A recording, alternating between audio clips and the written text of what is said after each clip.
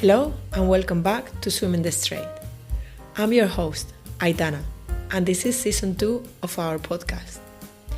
This season, we're talking to women who've taken on epic swimming challenges, facing tough waters, pushing their limits, and showing what real grit looks like. It's all about their journeys, the highs, the lows, and what keeps them diving back in.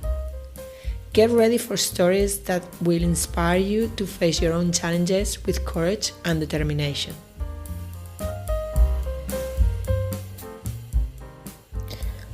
Welcome back to Swimming the Strait. I am Aitana, and this is part 2 of my conversation with Corrina Connor. In the last episode, we talked about her first attempt to swim the Cook Strait. Today, we continue the journey, what came after, what she learned, and how she found the strength to return to the water.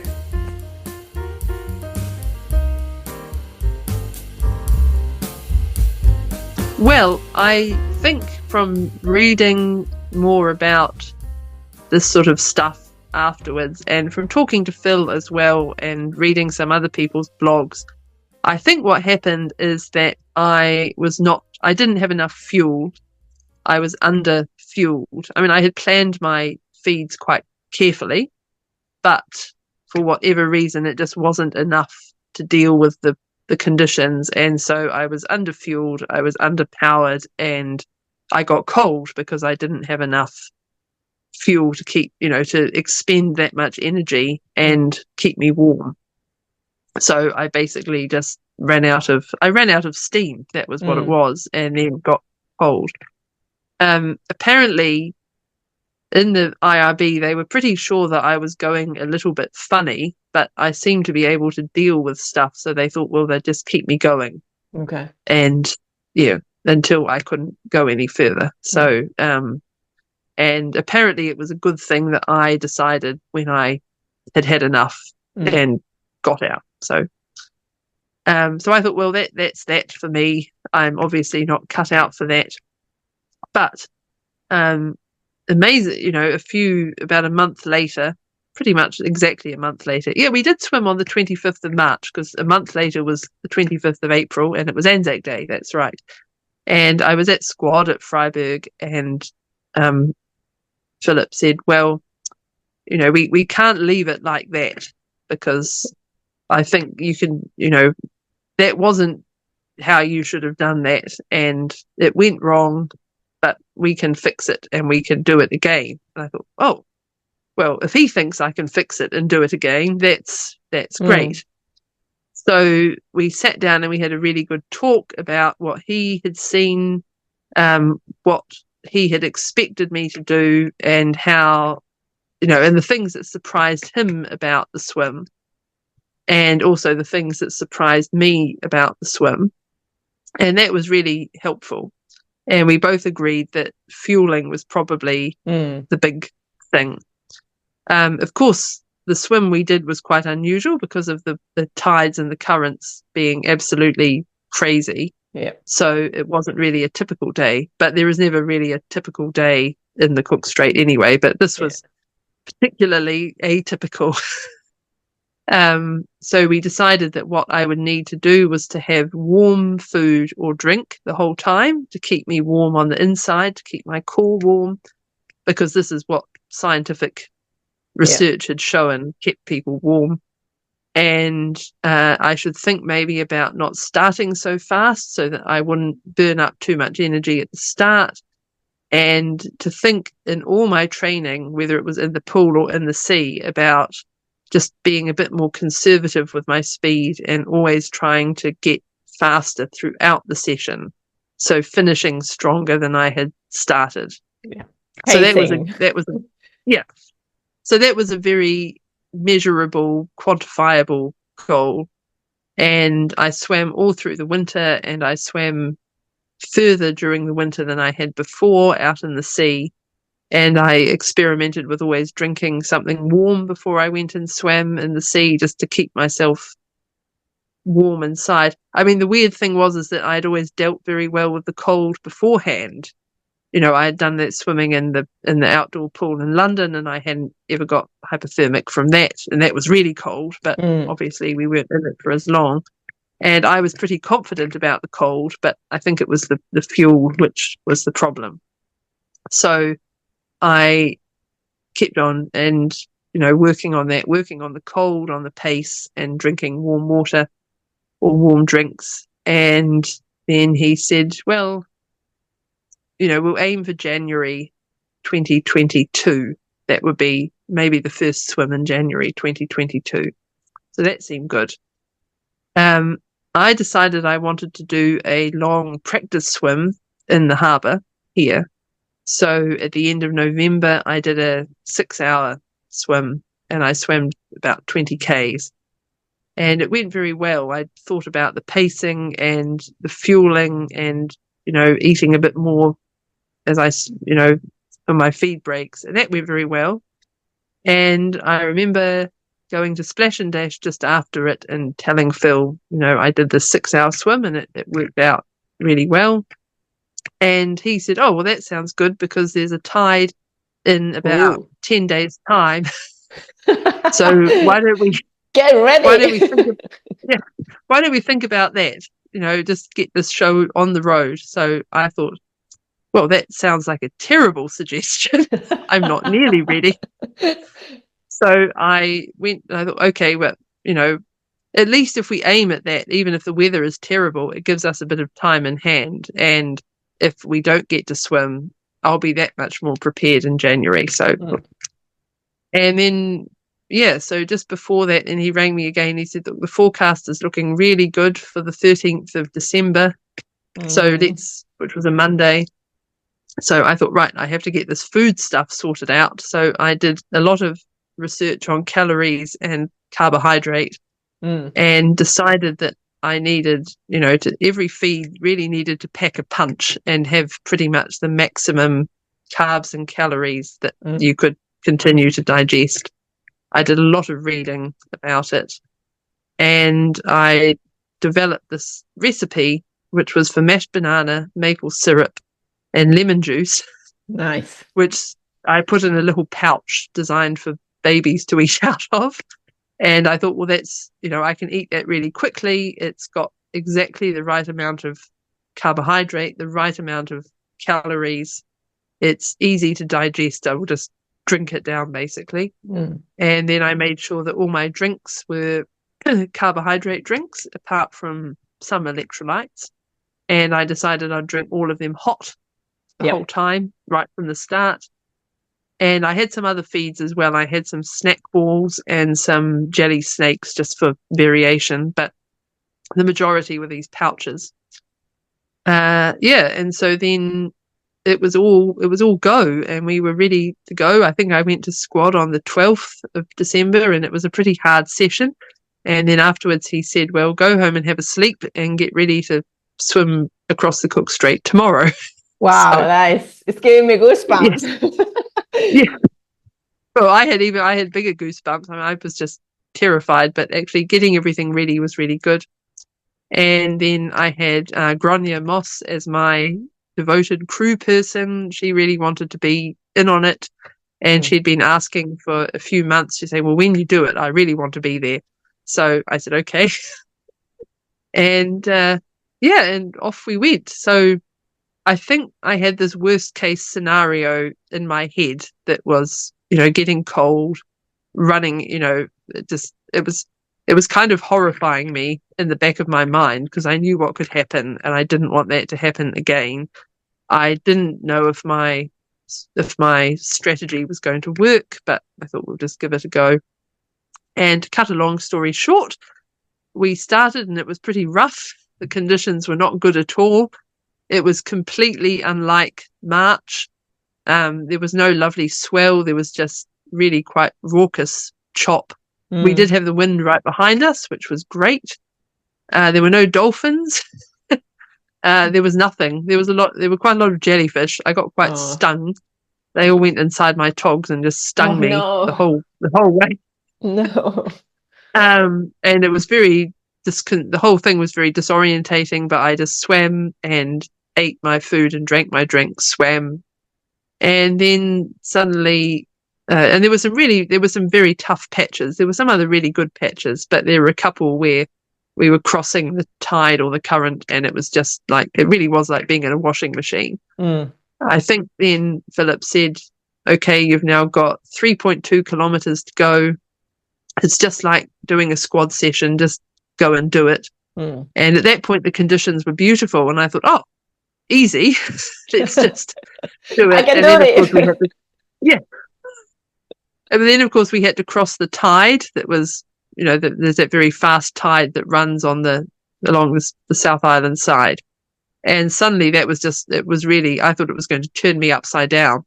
And it felt like it was trying to bury me, and my arms were being sucked and pulled everywhere. And I thought, oh, well, if it's like this for the next 3 kilometers, I'm done. This is not going to work. But then we popped out the other side, and there's an amazing photo where you can see the current on one side of me and me on the other, and you can just tell, there's all this chaotic water and then flat water. And then he said, right, you've got 800 meters to go, so just go for it. And I was amazed. I think I had said that I wanted to have my treat, which was some flat Coca-Cola on my second to last feed. And he said, right, here's your flat Coke. And I thought, oh, well, that's a good sign. And off we went. And then suddenly it was all just done, which was the most surreal thing. Amazing. It was so beautiful. Yeah. It was so beautiful on the south side, just before I got to the big cliff. That in a way I didn't really want it to be over, because I thought, oh, it's done now. And nothing can go wrong now. So yeah, and then it was done. And I got some seaweed off the rock and swam back to the boat, and that was that. So that was, it was strange that was pretty, I mean, I can't say that I was happy throughout the whole swim. There were lots of times where I thought, oh, things are going to go wrong. This just feels not good, because I was always comparing it with the previous swim. But anyway, it all turned out okay, and I was pretty happy at the end. Nice, well done. And I wasn't really cold. I could just get dressed on the back of the boat, and Grania dried my hair and gave me a cup of tea, and everyone hugged me, and I thought, oh, well, this is pretty good. But so that was that swim. I thought, well, now I've done that, and I don't really need to do anything else again in my life. So but anyway, I kept on swimming. That was December 2021. It felt pretty strange to have pretty much swum the Cook Strait twice in 1 year. Oh my God, yes. Just, you didn't have enough with one. You had to do it twice. Nice. Yes. But it was a good feeling to get that done, 2 weeks, a week and a half before Christmas, because it was the best Christmas present ever, really.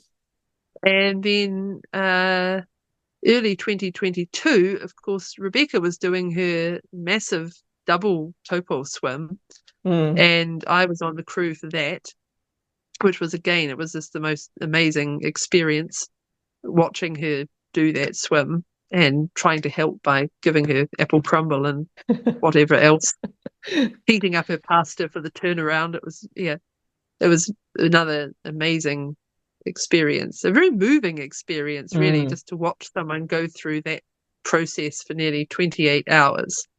But it was amazing, because I sat out on the IRB for many hours through the night and into the morning. And again, it was, I think all these things are quite magical. They're very stressful, but they're also magical. I'm not sure. They're very special.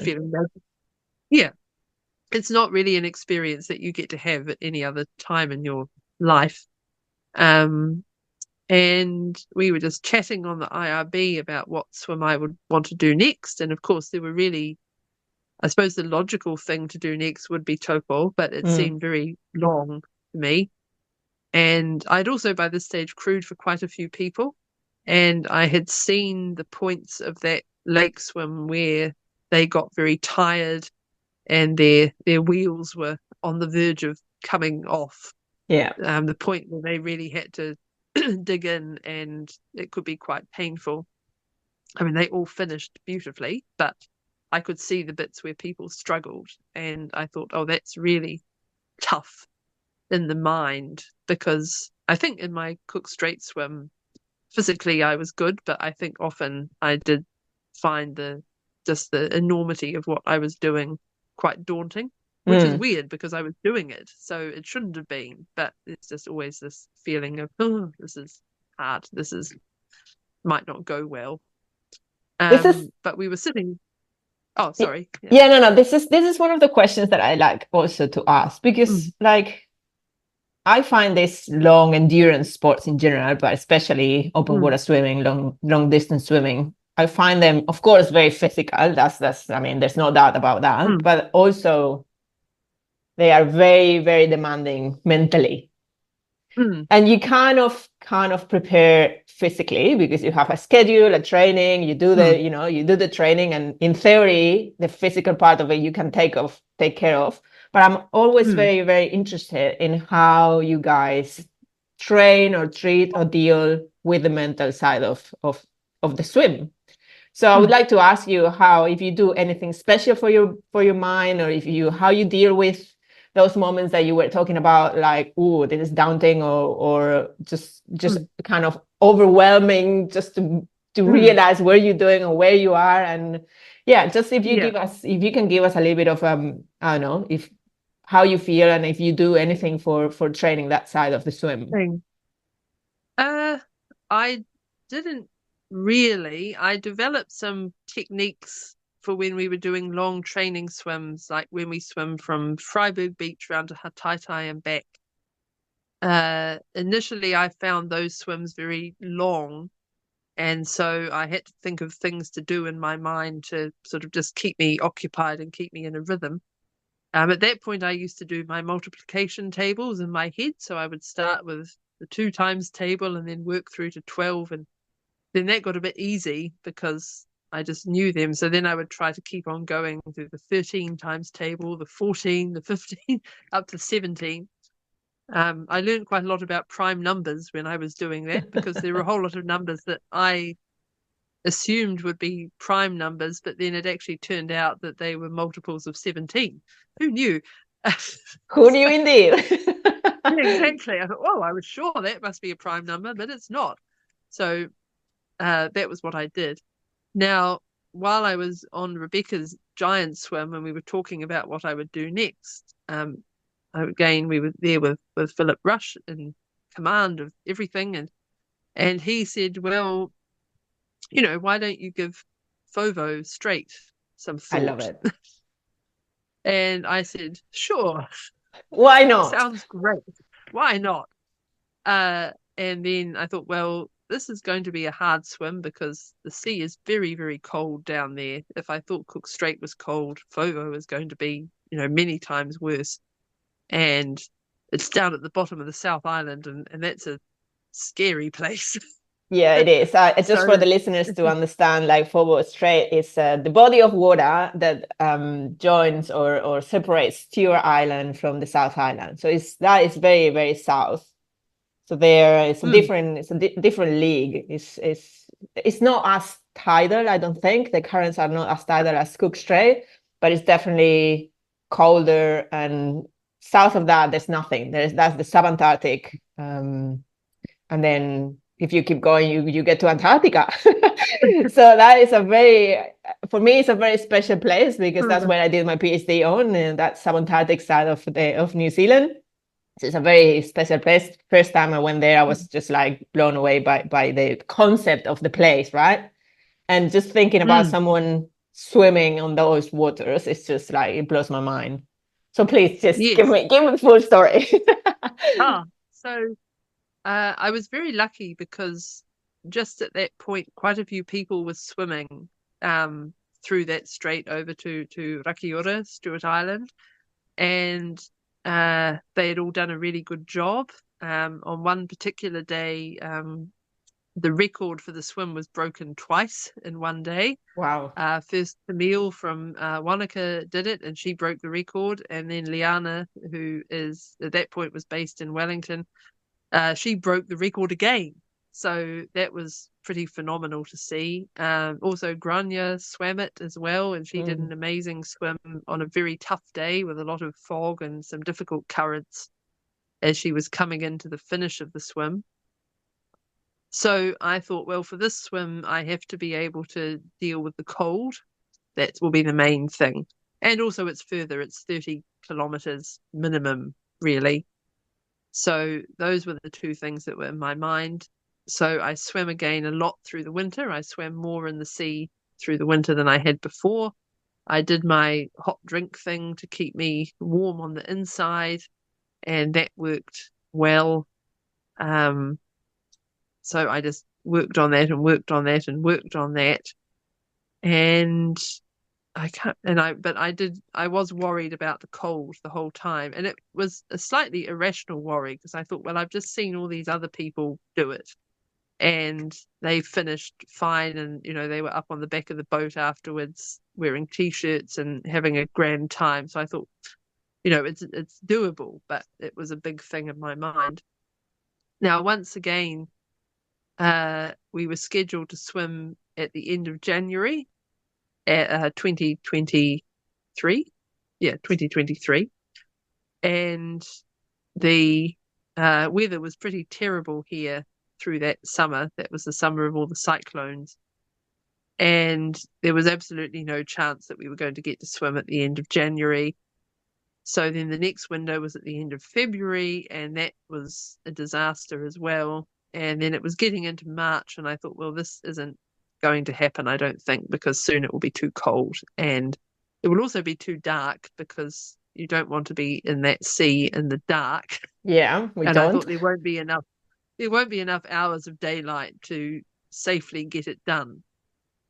So, but I kept on training, and I thought, well, it's the more training I do, the fitter I'll get, the faster I'll be, the more sort of resilience physically I'll have built up, and it's just a good opportunity to swim more. I think I'm very lucky in that I enjoy training a lot. So that's a big part, right? That's a big part of any kind of endurance sports. You have to love the process, otherwise. Yes, and I actually really love training in the pool, and I love training in the sea. So for me, the fact that the training was kind of going on and on and on didn't bother me. I thought, well, it's all good for you, isn't it? And I'm not injured and I'm not hurt, so let's just keep on going. And then right at the end of March, I was still terrified about the cold. And every time I thought about it and looked at the map of the water, I would just feel sick because I thought, oh, this is a bad idea.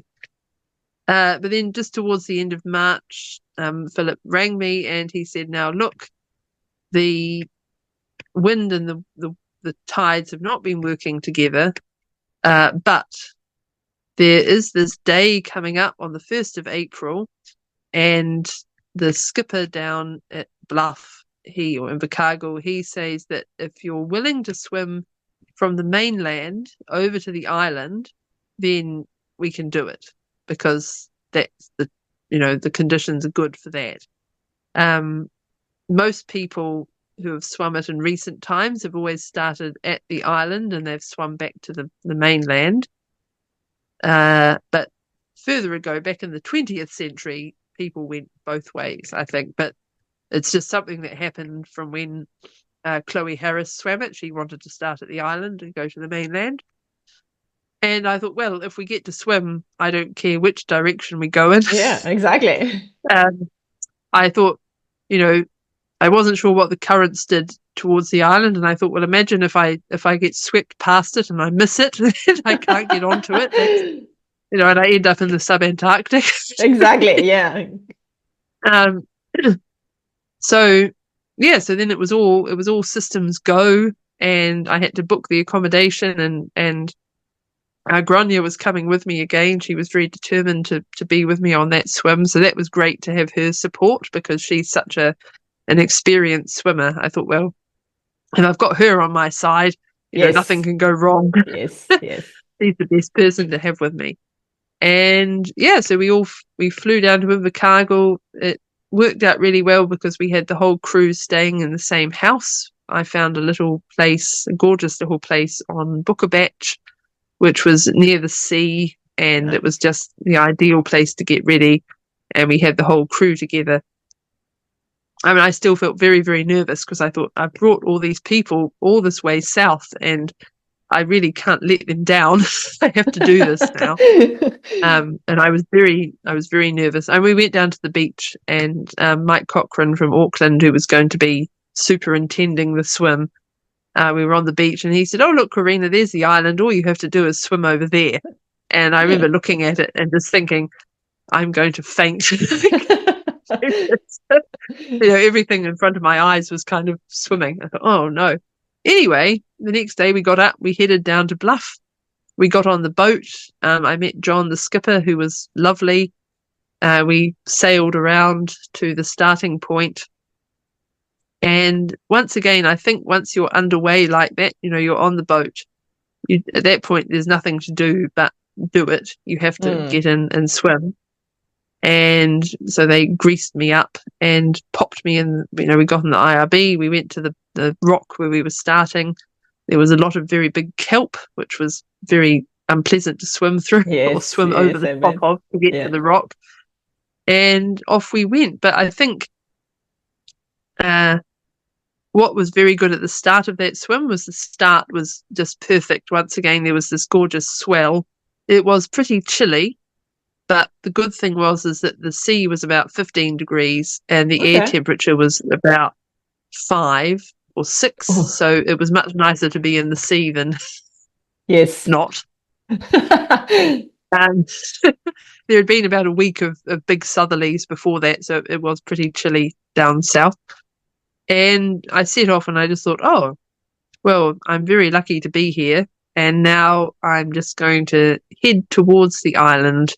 And what I did is I remember about 8 years ago, I went to a really interesting talk about the navigators in Micronesia and how they navigated when they're paddling between, over huge distances. And the talk or the lecture I went to, it was actually about the songs that they sang when they were paddling. But one of the things that's traditional for these paddlers is that they believe that you're not trying to strive towards the place where you're going. You're actually being pulled towards it. You set your goal. We're going to this place.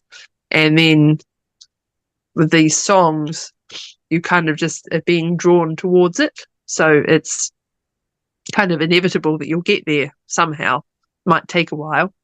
And I thought, well, for this swim, I'm just going to say, there's a string coming out of my head and it's tied onto a rock on the island and we're just going there.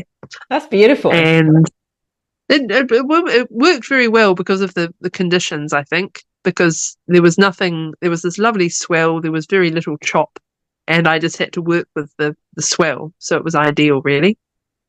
And then I just started counting to 200 over and over again. And, that meant the feeds came by quite quickly and all my food was very tasty. I was very happy to eat it. I either had Mike Cochran and Grania in the IRB or Mike and Phil in the IRB. And I was just very happy the whole time. I mean, I think there's always a bit around 3 hours where you think, oh, this is quite a long time. There's a long way to go. But I think I was in such a good state in my head that I was able to keep track of all my feeds, and I knew when I'd swum for 3 hours, 6 hours, and it was all just, rolling along, really. And the other great thing is that you basically swim in a straight line because the currents are not nearly, and the tides are not nearly as wild as in Cook Strait. So you can always see where you're going. So that's pleasant. Yes, for a change. It's very nice. I did see quite a lot of wildlife. We had a couple of albatross visitors, which was exciting. Actually, when we were in the boat going to the start, an albatross flew over us, and I had never seen an albatross in the wild like that. And I thought, well, that's amazing. I'm very lucky to be here with all these nice people and this albatross. I saw a lot of fish. At one point, I saw a lot of big fish with the sort that have big teeth. Oh, and they were all just parked motionless somewhere over to my right. And I remember looking at them and thinking, oh, I know what they are. And then again, it felt very surreal because I thought, oh, that's probably not a good thing that they're there and I'm here, but they don't seem to be doing anything, so it should be okay. And I just went very close to the IRB in case they came up to see me.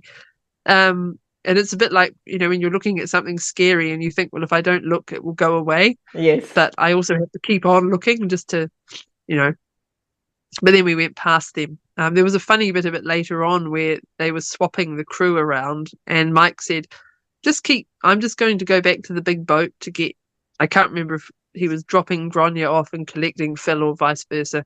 He said, but just keep going the way you're going. It's fine. Just keep swimming. And I swam off, and then I thought, hang on, he's nowhere near me. I'm not going to be out here by myself with all this stuff.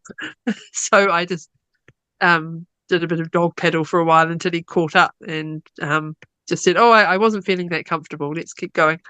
Yeah. So, yeah, and again, we just kept on going. But I think it was so nice to do a swim where everything just fitted together so perfectly.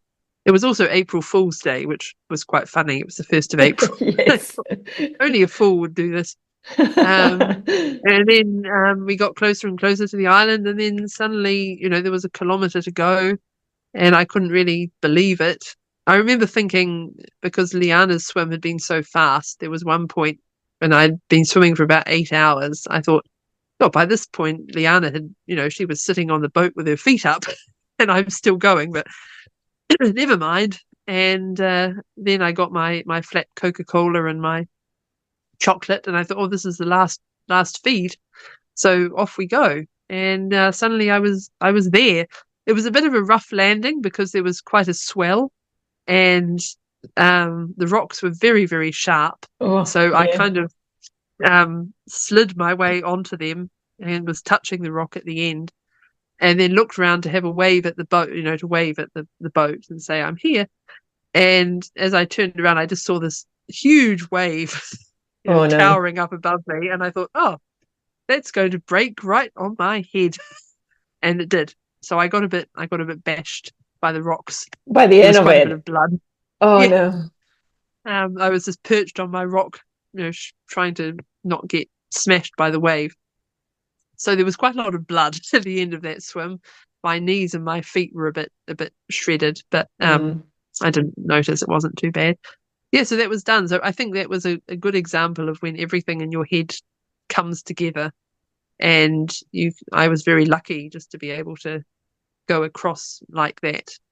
And I think the more things that went well, the better I felt. And I still thought, well, at any point something could go wrong. There was one point when I suddenly did feel cold, and that scared me because I thought, well, if I feel cold now, that's not a good thing. But I was able just to think, well, what can I do about this?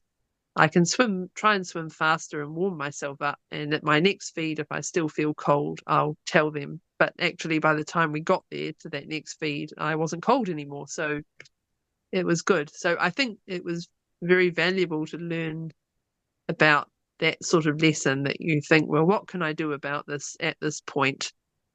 Not, well, I have these strategies, and if it doesn't work, then I'll let them know. But I think it does work. And it's the same. I think my wrist was a bit sore at one point, and I thought, well, maybe if I think really carefully about my hand, how my hand enters the water, it will go away. And it did. So I think that's a very useful lesson to learn. What can I control? I can only control myself. I can't control the water or the sharks or anything really. And in fact, I never mentioned the sharks until, we were back at the house eating dinner that night, and someone mentioned sharks. I said, oh yeah, I saw a whole lot of them. Oh my God, that's my worst fear. Every time I swim in the ocean, I think about sharks. Well, often I do as well. I'm convinced in the harbour something's going to come and get me. Yeah. And, that will be my last moments will be spent, somewhere near the lighthouse, and it's not really how I want to go. But yeah, it was funny, the time when I saw a whole lot of sharks, I thought, well, that's interesting. Oh, Sharks. Okay, let's keep on swimming.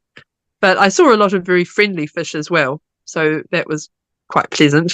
They sort yeah. of bobbled across my line of vision. So, yeah, so I think when everything goes well in your head, it is wonderful. But again, I think you can't really rely on that, because then in February this year, when I was swimming, I did my topol swim. I had a patch after about an hour and a half when I was really struggling inside my head. It was very dark and it was very choppy, and I kept bumping into the IRB. I felt like I was swimming round and round in circles. My legs went all tingly, and I thought, oh, maybe I'm going to have a heart attack. Oh my God. This is not a feeling I've ever felt before. I don't like this feeling. And I thought, oh, well, I'll just keep on going to the next feed. Presumably, if I have a heart attack and stop, they'll notice and they'll pull me out of the water. Hopefully. Hopefully, yeah, they'll be watching me. It will be fine, I don't want to stop at this point. That would be a really disappointing thing to do. So I swam on to my next feed and I said, oh, my legs are all tingly. Maybe I need more electrolytes. And Phil just said, well, maybe if you tried using your legs, they wouldn't tingle anymore. Wow, So I thought, okay. fair enough. I'll give that a go. And yeah, he was quite right. It worked. So I think the first quarter or more of that swim, I really wasn't happy in my head. I was just sort of thought, and none of my strategies were working. I was trying to count my strokes, but I kept losing count, and weird things were hurting, and it all just felt very discombobulating. But I just kept on going and thought, you just have to keep putting one arm in front of the other and it will be fine. And all my food was very good again. I was really enjoying my food.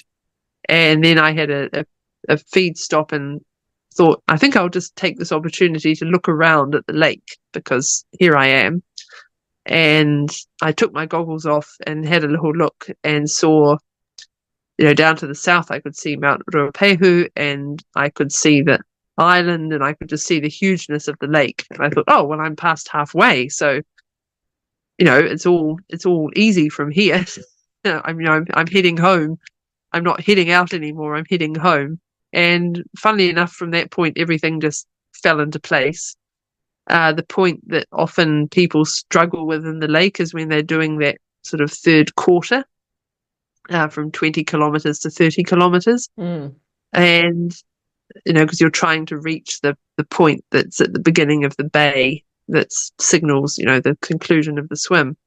But in fact, once I had passed the island, I thought, well, I've done halfway now, so I just have to keep going. And, the conditions were beautiful. It was lovely and warm and everything was going very well. So I just kept on going. And I remember, because on that swim I had Grania and Rebecca with me. So I had two. I had the, A-team crew ride. Yeah, wow, that's the A-team, indeed. Yeah, with, 3 crossings of the lake between them.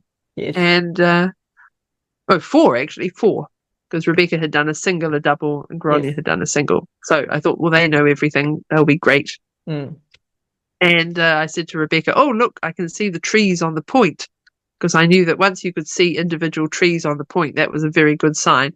And she was so funny. She said, well, don't get too excited yet. It's still a long way away. And I thought, oh, fine. All right. I'll just keep on going. And then we were past the point and it got a bit choppy in there. But I thought, well, I've got less than 10 kilometers to go now. I think they told me when I had about 6 or 7 to go. And I thought, well, that's, I've done 33.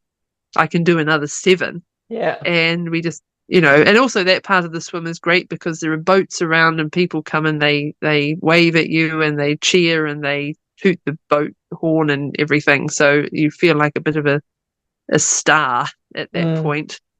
And I thought, right, we just have to go for it and get finished because I'm tired of being wet at this point.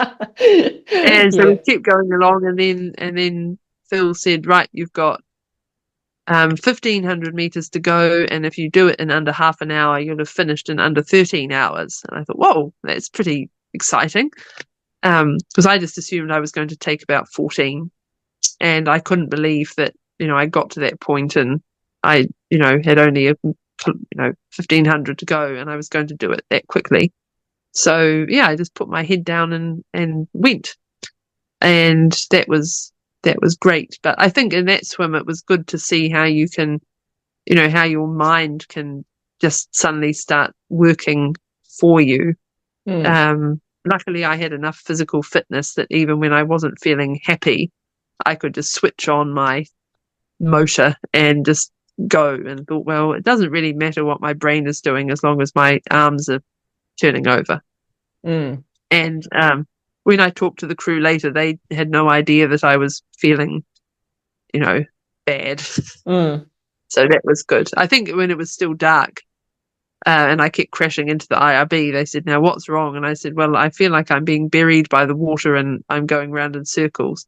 But in fact, as soon as I had said those two things, they stopped being important. So I feel that's another really useful thing to remember when you're doing these swims, that if you have something like that in your head, as soon as you say it, it kind of goes away because you've just let it out.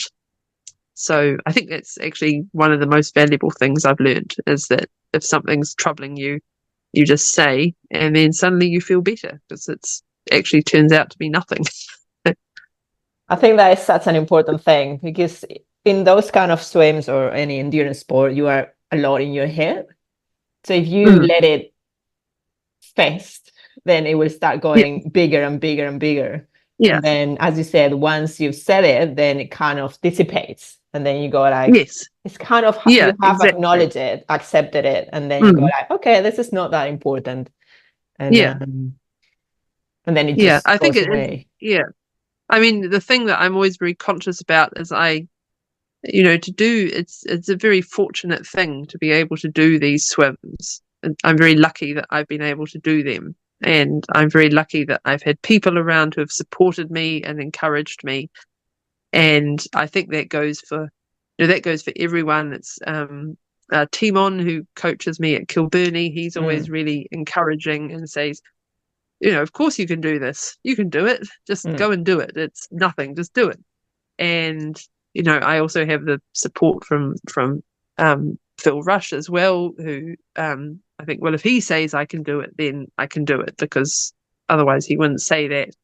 And it feels very good to have the support and encouragement of someone of his experience in this sport, and his, legacy of, astounding achievement, unbelievable achievement. So, and then, Mike Cochran in Auckland from Auckland as well, who was just so great in my FOVO swim. He was just very quiet and encouraging, and said, well, here's your food, keep going.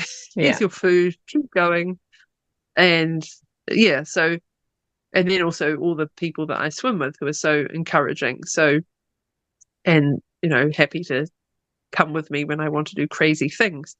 So I felt that as I had all these people behind me, I'm very lucky. So I don't ever want to look like I'm moaning or complaining when I swim. So I spend quite a lot of time thinking, well, actually, no, I'm not complaining. I'm just saying, this is what it feels like.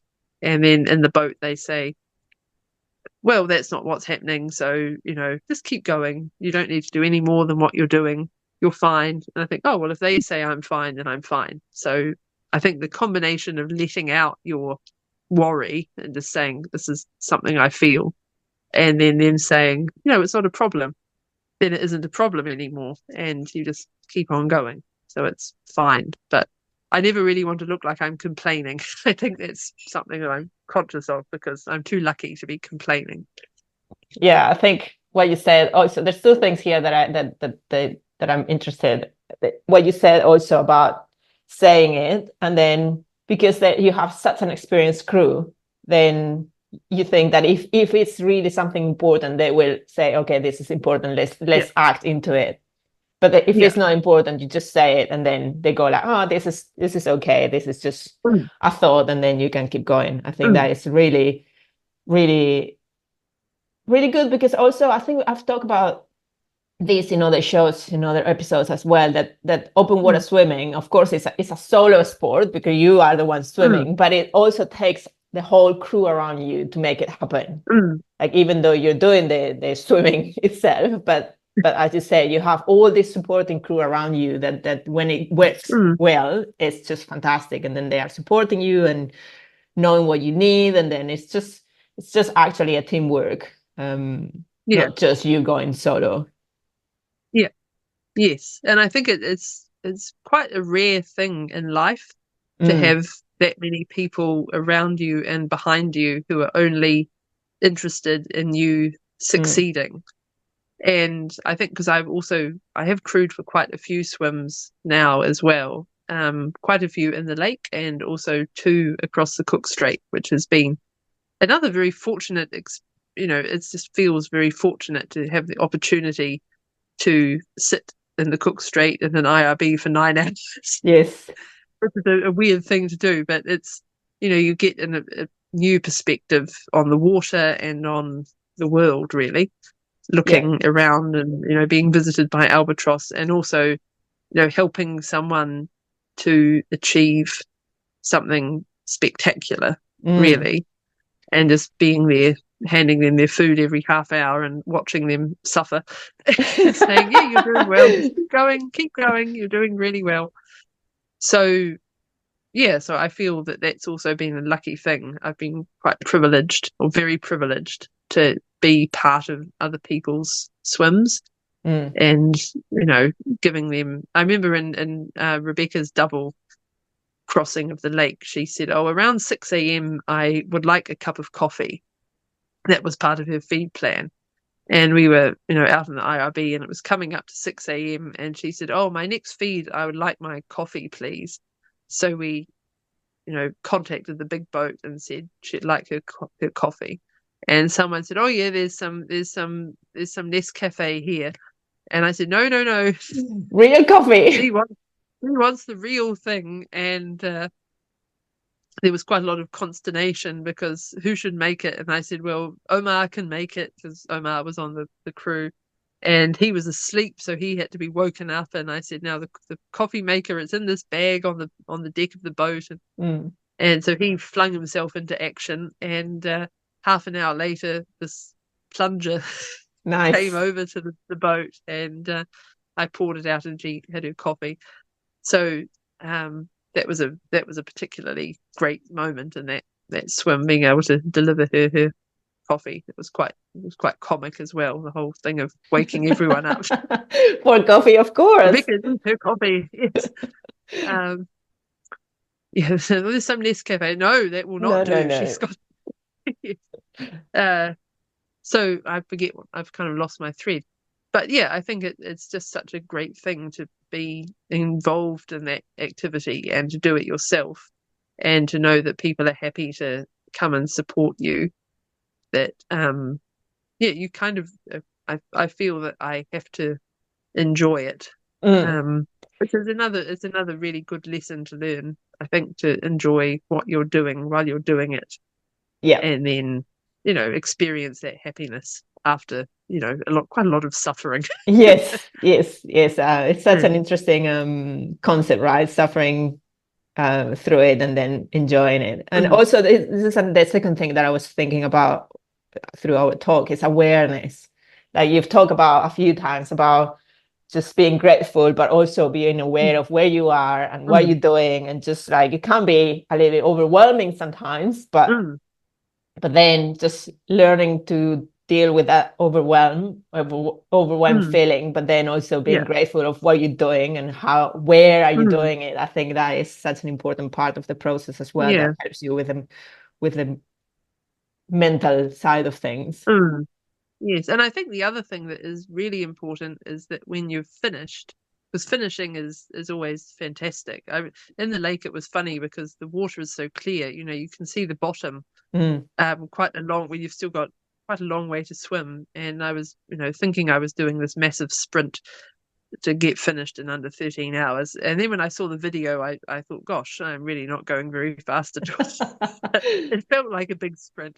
and I could see, the rocks and the sand underneath me. And then I saw some catfish, and I thought, oh, we're nearly there. And I thought, well, I'm not going to do anything until my fingers touch the sand, and that's when I can stand up. Hopefully I can stand up, and Yes. I could, so that was good. But it always feels a little bit sad when it's done, because it's sort of that whole, and I always worry, did I enjoy it enough? I was just listening the other day to an interview with the great Dame Lisa Carrington, who's just, won a whole lot more gold medals kayaking at the Olympics. And obviously she's in a, such an incredible category of athlete. She's just out of this world, really. But she said one thing that she has learned is that when you've done something, you have to remember that you can enjoy thinking about what you've achieved and just be happy about that, because you always think, oh, well, I've done that, now I need to move on to the, what's next. But it is really important just to think I've done something pretty huge and I need to be happy about that, just to think, oh, that's happened. Because I think it's very easy also to think about all the things that you could have done better. And I think sometimes with my topal swim, I thought, oh, if I'd done that a bit better, I could have been a bit faster, and I could have done that better, and rather than thinking, well, I did exceed my own expectation as well by doing it faster than I thought I would. So I should just enjoy that and be happy that that's happened. But it's not, it feels like rather an unnatural way to think. Yes. But I think you have to practice it. Yeah. Yes, totally. Like celebration kind of thing. I'm always very keen on celebrating wins, small and big, because otherwise, as you said, we are always focusing on the next thing, and then we kind of lose that win or that celebration. And Well, thank you very much for sharing all these things with us. It was a fantastic conversation. Thank you very much. I really appreciate your time. And my last question, just to close off, is I know that we talked that we just said that we don't have to think about the next thing, but my next question, I guess, is unavoidable. What is next for you? Well, I have a few plans that are brewing away in my head. They're not quite ready for the public yet. Okay. I think one thing that I've just been talking about, this, or we're planning for, because I've never done a 10K race. Okay. Yet. And I thought, well, I really should do one. And as it happens, Mary Fisher, the Paralympian swimmer who we have swimming with us in Wellington, she's really keen to do a 10K. So we have more or less decided this week that we're going to do a 10K together, because I've been doing some swimming with her and guiding her, and I think it would be great to do, for both of us to do our first one together. That's such a cool goal. We'll be in January at the Epic, and so we've got a little while to get ready for it, and hopefully it will happen. Fingers crossed it will happen. You never know what's going to happen between now and January, but that's our goal, and I think it would be really good to do that. And so that's one thing. That's kind of a concrete thing I have. There are a few other ideas I'm working on at the moment, but we'll see how they pan out. Good. Well, I'll ask you about that next year. Exactly. I was going to say, I will ask you in the next few months, and when you're ready to talk about them. I'm pretty sure that the listeners will love another episode about the next few things. Well, all the best for your preparing for the 10K. That's a really cool swim, and doing it with Mary Fisher is a really fantastic. It's going to be very interesting to hear how that goes. And again, thank you very much for being in the show with us in Swimming the Strait podcast. All the best for the next few months, and I will see you in the water. Yes, thank you very much. It's been a pleasure talking to you. Thank you. Thank you for listening to Swimming the Strait. We hope these stories of incredible women have inspired you.